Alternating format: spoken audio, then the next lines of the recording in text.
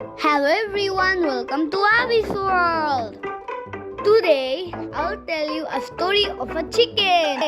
Do you know one of the most popular domestic animals is a chicken? Chickens are all over the world.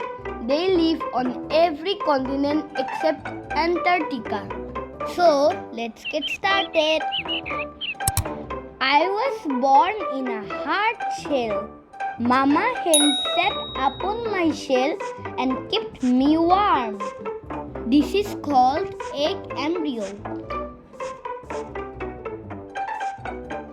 21 days later, then one day, crack! My shell cracked. Now I am a cute little chicken. Chip, chip, chip, chip, chip, chip. Gradually, I turned into an adult chicken. See the life cycle of a chicken. Chicken, egg, embryo, hatching,